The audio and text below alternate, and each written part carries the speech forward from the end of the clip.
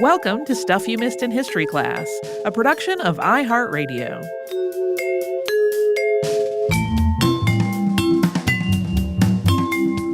Hello and happy Friday. I'm Tracy V. Wilson. And I'm Holly Fry. This week we talked about Narcís Monturiol and his submarines. Sure did. Boy, did that turn out to have a lot more information than I thought going into it. When I originally started doing the research on this, I was really thinking what we were going to have was a broader history of submarines and submarine technology, like starting with the diving bells. Right. And then going with more detail about these various other efforts before Monturiol. We did mention some of them in the context of like the research he was doing to be like, how am I going to build this submarine? But then more of the development afterwards, which of course goes from these kinds of passion projects, people inventing things, limited governments trying to see whether this would work, to submarines obviously becoming a meaningful part of World War I and then World War II. And I had a whole section of like basic submarine history all written out.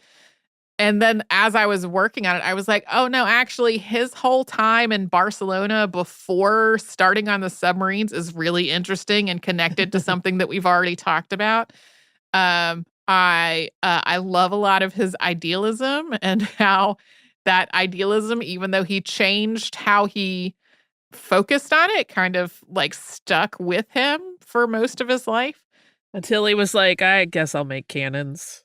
Well, and that just seems to have been at least partially motivated by being out of money. Destitute, Yeah. And that seems to be, we alluded to the fact that he seems to have had this really close and loving relationship with his wife, and that there, did become times that it seemed like their circumstances were causing some strain. And that those were the kinds of times when they just had no money, no real prospects of how to make money. And then in some cases also he was having to flee arrest in addition to all that. And it does sound like those times were really hard, but that was more about the circumstances they were in than their relationship with each other. Yeah. The models of the submarines are so cool. Yeah. And I have discovered in working on several podcasts recently that have been inspired by seeing something in a museum. I have developed a habit that I didn't really know I had until looking back at all of this, that I will see something that interests me in a museum. I will take a picture of the interpretive sign that has the information about what I think, but then somehow I keep not also taking a picture of the actual thing. Oh, so I have these pictures of signs about these submarines, but not pictures of the actual submarine models. I had to go and like look back up on the internet. And then I'm having the same situation of, did we actually see, there was, and maybe is again, like a large scale model of one of the submarines outside of the Maritime History Museum that sometime in the last couple of years they had to take off of display to do some conservation and restoration work on it because it was, exposed to the elements all the time. And I was like, was that outside and we walked past it? Or have I just now seen so many pictures of the thing where it was that it's all blurred together? Because at this point, our Barcelona trip was not quite a year ago, but we're coming up on a year ago. And we saw so many things. And I took so many pictures. Well, the other thing that's going on too, right? I was just talking to somebody about this the other day, is that like that is a time where there is so much input, any one of those trips, which we love very much, but like you're taking in a lot of things. You're also trying to learn the names of like 30 new people in some cases.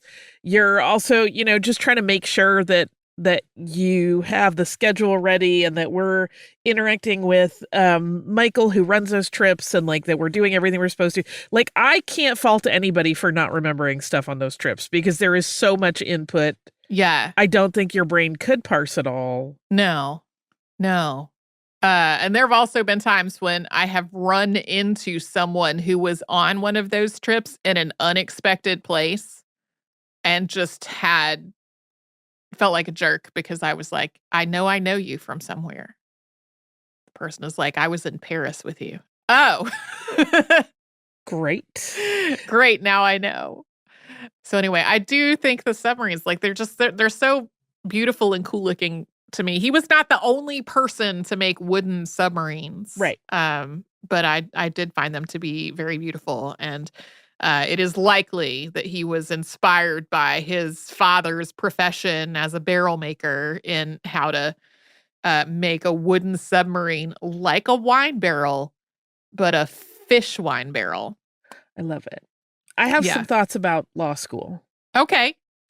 Because I feel like this has come up a few times recently where someone that we have talked about on the podcast goes to law school but never becomes a lawyer. Uh-huh. Like, we mentioned it, for example, in the Havelius episode. Yeah. And I think part of it is that there were a lot of people going to law school during some of these earlier times that had no intention of practicing law. Sure. It had more to do with almost being a business school situation. Oh, yeah. Where they were understanding business law to help the family business or whatever and get a solid education. It really wasn't about, I will become a lawyer. I think that's why a lot of them are like, and they never had any sort of law career. I think that is probably what is informing some of that. Yeah. It also is totally believable to me that he would have been just giving his tuition money to revolutionaries. 100%. I also have a very silly thing. Okay. It's so silly. Okay. Every time we said Actinio, particularly when we get to Actinio 1 and Actinio 2, listen, all I can think of is the Ecto one from Ghostbusters. They just sound enough alike that I'm like, how can we make this into a ghost story? Where is Slimer? Where? Yeah. Well, in the early stages of working on this, the word Actinio is similar enough to Icaria. Like, they're not they just start with the same letter, but like there was enough similarity there that I was like, could he have also been inspired by like this utopian place? And I don't instead of just think ichthyology. So. Yeah, but I also did not go look up what's the etymology of Icaria. How did Etienne Cabet come up with that? And boy, am I eager to get more into that whole story because it's a whole other thing. There have been a lot of attempts at utopias. Yeah. All of them have a pretty interesting story because it's hard to set up an idealized community in a non-ideal world. Right. We are all imperfect, inconsistent humans. Right. Humans are not by nature ideal. No, definitely not. Yeah, I had something else completely on my what I'm going to do next list. And I was like, nope, we're going to be talking about a failed utopian. I don't think it's a spoiler to say it was a failed utopian experiment. Right. Because that's the case for most of them. Is there a successful one? Well, I was going to say even ones that were somewhat more successful are like in a limited way. Like maybe the community still exists, but not in the hyper idealized way that it was originally conceived of. Or what we're actually going to have is our upcoming Saturday Classic, because there's some overlap there on the communities at New Harmony had some ways that those communities were more successful than a lot of other ones that we have talked about, which I'll just leave that for the Saturday Classic to go into in more detail rather than rehashing it all right now.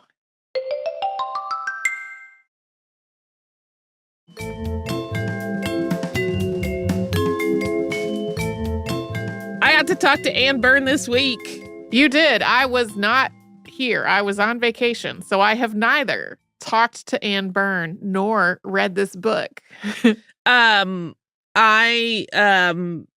had an interesting thing happen, which is that Anne and I were in the same room. What? Yeah, I went to the office, which I don't normally do. I usually record from home. It's kind of a hike to our office. Like, the way from here to there is very trafficky, and so I'm almost never in the office. But Anne was like, ooh, could we record in person? And I was like, of course, because I would do anything for that woman. I even say in the opener, I don't mean to shade any of our other guests, but Anne is my favorite guest. No, yeah. I love her. She's just a wonderful human. She is as much of a delight when she's talking about not baking as when she's talking about baking. And she's so smart and she knows so much stuff. And I got to meet her husband, who is also just charming and sweet as heck. So it was a really, really wonderful thing. And I got to see Casey, our producer, in person, which we also don't usually get to do. So it was kind of a good time to meet up with everybody. Yeah. You and I were supposed to have this experience when I was in Atlanta for union bargaining, but you were ill.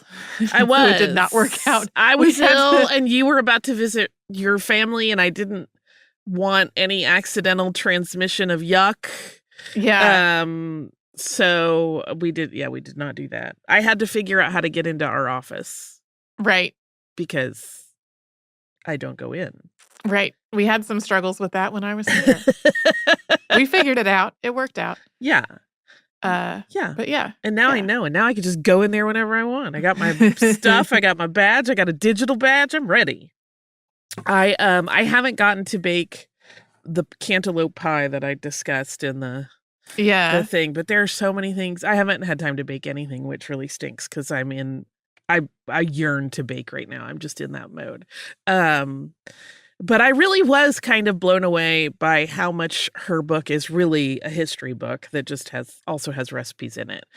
More so even than her previous ones. Yeah. Because there really is a lot of discussion about all of the various trends that have developed, the agricultural things that were going on, in ways that are not just like related to one recipe at a time. I want to bake. I want everyone to read this book. I want all the things. I do love that Anne is like, here are all the people in this book that you might want to talk about for future episodes. Because she's not wrong. Some of them are really good. Mm-hmm. And then when we were done, she and I talked about our episode where we discussed German chocolate cake and how we figured out that the pecan blight was why it seemed to not exist and then suddenly exist in abundance in Oklahoma and Texas. And she was like, a pecan blight. And we had a great discussion about pecan blight, as you do. Yeah. Did you talk about chestnut blight? No, because that wasn't germane to that particular thing. Okay. I asked this because I've also, at this point, not listened to the episode, so that's going to happen later. Well, and when we talked about pecan blight, it wasn't in the episode either. Oh, it was like us just shooting the breeze afterwards. Yeah. Because I could talk to Anne forever. Also, when Anne Byrne comes to do an interview, she brings baked goods. She brought pecan tassies. They were amazing. Yum. They were incredible. It's the recipe that's in the book. Casey and I had some, and then I took some home to my beloved. Delicious. Nice. Delicious. I'm just saying, if everybody brought baked goods every time they got interviewed anywhere, be a great world. I mean, I'm not doing it, so that's not. I'm just saying Anne is above all others. I do have a silly question for you. Okay. Because all of this put me in the mind of, we are headed into autumn. We are. Inarguably the best time of year. I mean, people could argue. I know people like other times of year, but do you bake in autumn? Do you have baking yearnings like I do? I bake an enormous number of cookies for a vacation that I take This year, it turned out to be much earlier in the progress toward autumn than normal for some scheduling reasons. So as you were either preparing for or literally, I guess you did this interview while I was on the vacation. So I had already baked the enormous quantity of cookies. What is an enormous quantity of cookies? A gross? I did I'm not actually sure how many dozen the individual recipe creates, but I did a double batch of my recipe and then did an additional single batch on top of that. And so this wound up requiring, just for the sake of measurements, almost 4 12-ounce bags of chocolate chips. Nice. And those cookies were all eaten. I've reached an age where I hurt my shoulder making these cookies. Did I say that already? Also reached an age where I don't remember exactly what I just said.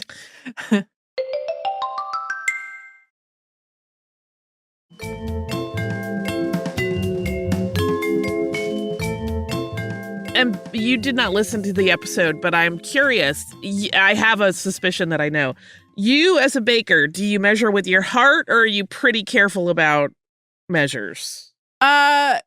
With these cookies specifically, I am pretty careful about measures because they do some less appetizing things if I mess it up. With other stuffed, though, there are things that I will be more casual about. And then Patrick, similarly, when he's learning how to do something, he will be really, really careful with how he's doing it. And then as he sort of develops a sense of how these ingredients work together and what they create, then he will be more extemporaneous with stuff.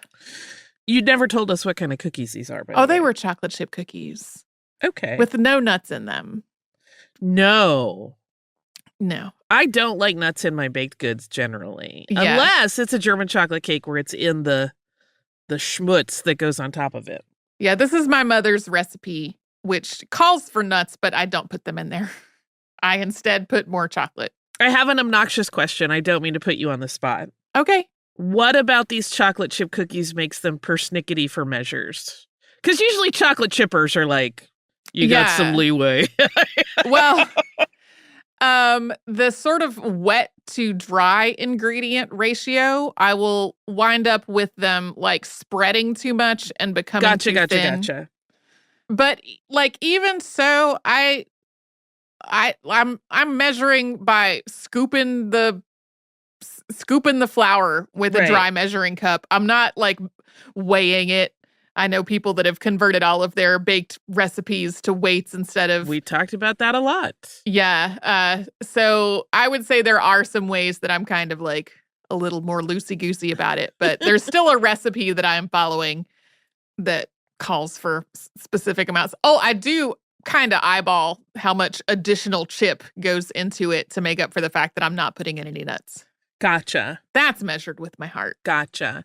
I often try to be very careful, and I have a scale and I weigh. I don't know if I've ever told you the story of the best macaron I ever made, which is that it was for a Criminalia recipe.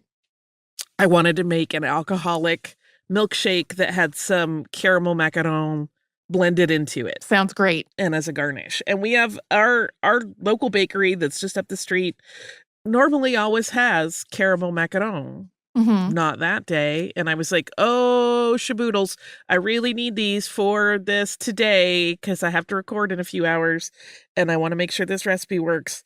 And I didn't want to run all over town looking for any. So I was like, I'll just make some. They won't have the overnight sitting period, but that's fine. And like I've made macaron before and they are notoriously persnickety and you got They are a little fiddly, yeah. I was so sloppy jalopy with this round and I didn't sift really and I didn't do any of the things you are definitely told that you absolutely need to be very careful about and which I normally am. And I rushed through the whole thing and they were the best macaron I ever made. And I was like, dang it. Why am I being careful all the time? When apparently when I'm paying no attention, they turn out just right.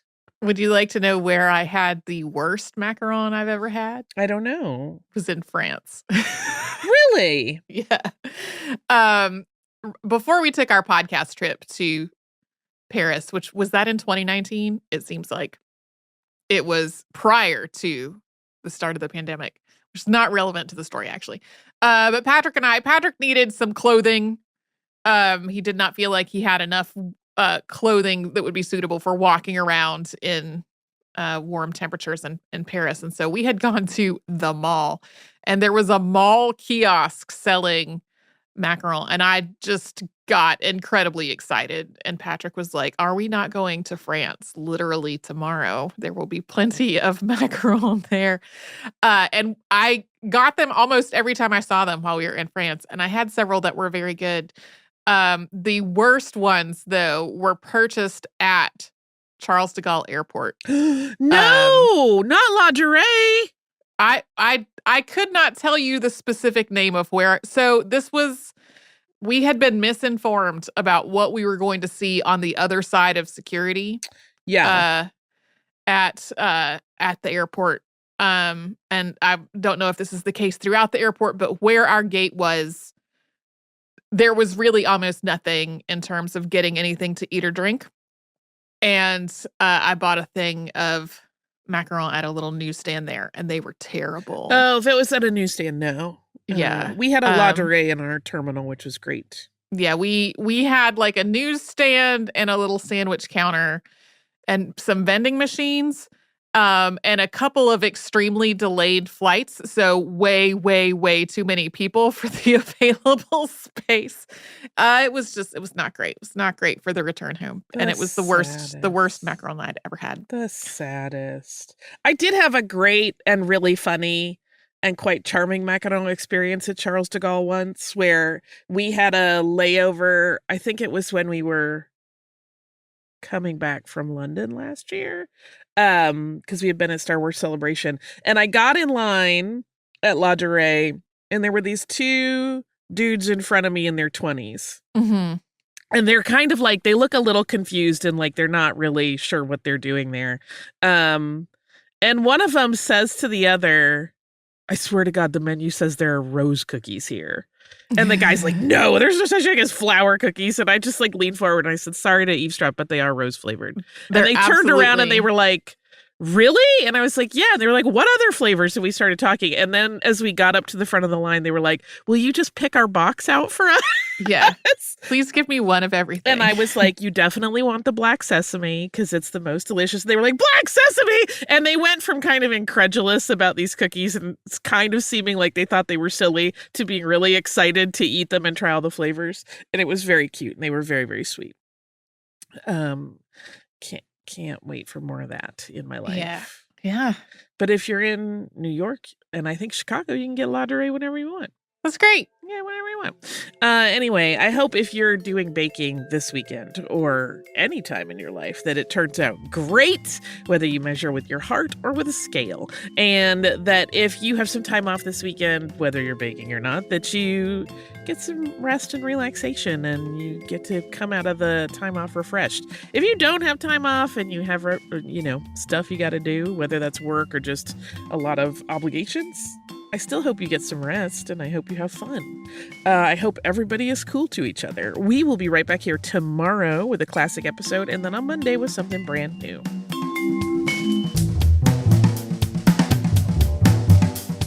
Stuff You Missed in History Class is a production of iHeartRadio. For more podcasts from iHeartRadio, visit the iHeartRadio app, Apple Podcasts, or wherever you listen to your favorite shows.